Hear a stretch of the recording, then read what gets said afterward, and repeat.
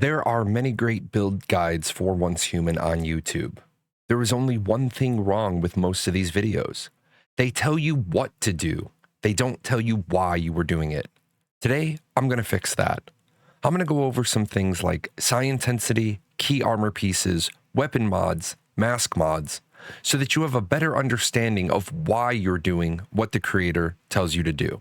Weapons in Once Human fall into a couple of different categories: ranged and melee, and then pistol, machine gun, submachine gun, sniper rifle, etc. But the most important category is elemental or non-elemental damage. Elemental weapons are the ones that do burn, power surge, frost vortex, or unstable bomber damage.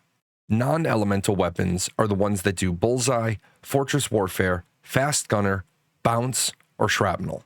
Elemental weapons benefit from the PSI Intensity stat on armor, while non-elemental weapons do not. To understand this, you need to look at the actual damage formula for the weapons. Choose a weapon. Make sure you are on the A side of the weapon description. Scroll down until you see the I for keywords, and then press the X button. As you can see, the 4 elemental builds rely on PSI Intensity. This is important for new players, because when you build exactly how a video tells you to build, but your damage isn't matching what the creator's damage is doing, you may not understand why.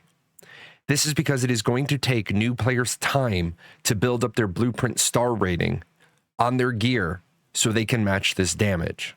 If you are a new player, this is going to drive you to a decision. Do you want to start with a build from the elemental damage list, which requires more investment in your blueprints, or do you want to choose something from the non-elemental damage list?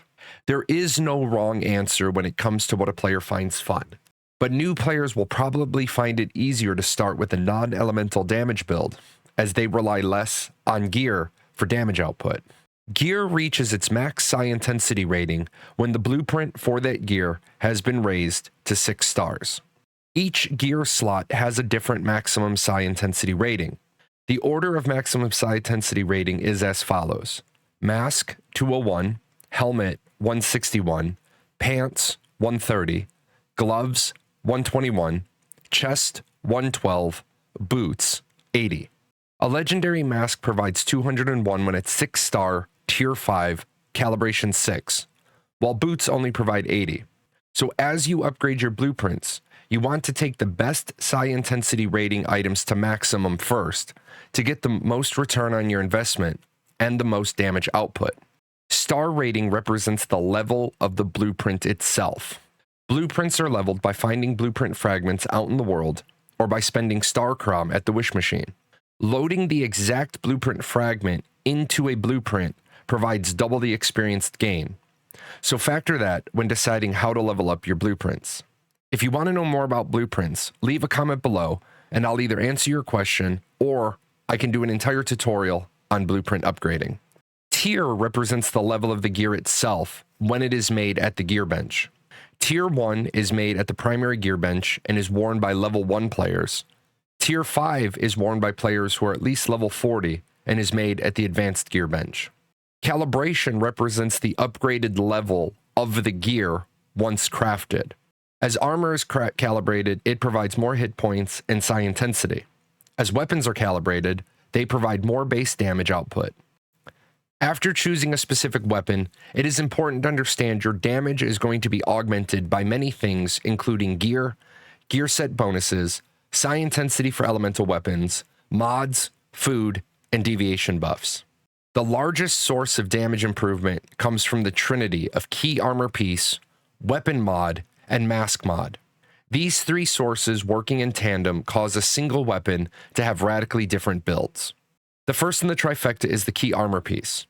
This piece of armor radically augments how your weapon procs affect work. For example, when you look at the gas mask hood, after you trigger power surge, you gain an additional 35% crit rate for 3 seconds.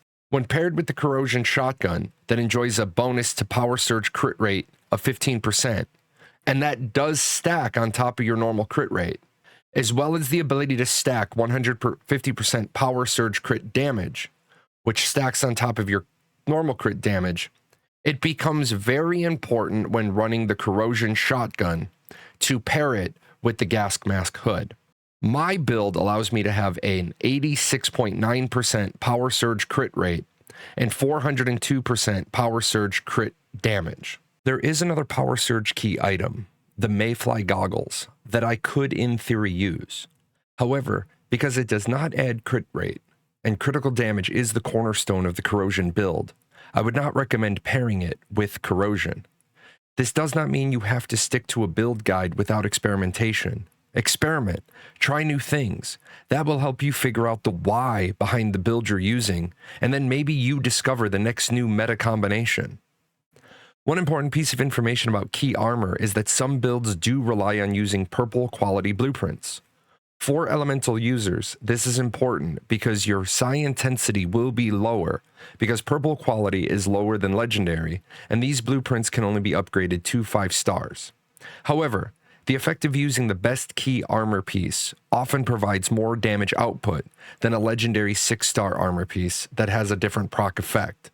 Also, the difference is minor, so if the key armor effect is what you are looking for, don't sweat too much into the fact that the PSI intensity is just a touch lower. Every weapon damage type has 4 mods that can be equipped to the weapons that also change how the weapon functions. As much as I wish I could say that each mod is great and can be used, some mods are generally better than others. When looking at those other build videos, pay close attention to what mod the creator is talking about. Many times, if you change the weapon mod, the build viability falls apart, and this is why it is important to understand the basics and the whys. Someone asked me what the best bounce weapon mod was, and I could only answer, it depends on for which weapon. The bounce submachine gun is limited to a maximum of 3 bounces by the weapon description, so the multi-bounce mod won't be able to leverage even half of the damage potential. But the Bramini sniper rifle isn't limited to a maximum number of bounces, so the sniper rifle could leverage that maximum damage potential. Boomerang bullet increases bounce trigger chance, so on the submachine gun with a base 25% chance to bounce, the additional 20% stack might be useful. But on the sniper rifle, the sniper already starts with 75% chance, so adding on even more probably isn't necessary, and a different mod would probably maximize damage output potential. In the end, it is important to know why you are putting on a particular mod, so you understand different weapons may not benefit equally. This applies to the mask mods as well. Each damage type has 2 mask mods that change how the weapon will function. However, unlike weapon mods, the mask mods are generally all good and viable, assuming you are properly synergizing the key armor, the weapon mod, and the mask mod. When looking at build videos, the creator will often specify which mod they are using, but they don't tell you why, so you don't necessarily understand the synergy. So unless you plan on following that exact build forever, understand the why. Now I know that was a lot of information to digest. If you have any questions, feel free to leave them in the comments below. If you need me to explore something in more depth, I am more than happy to make a video about that. And if you want to know specifically my builds, leave that in the comments as well, and I will put a video together for whichever builds you're interested in knowing about.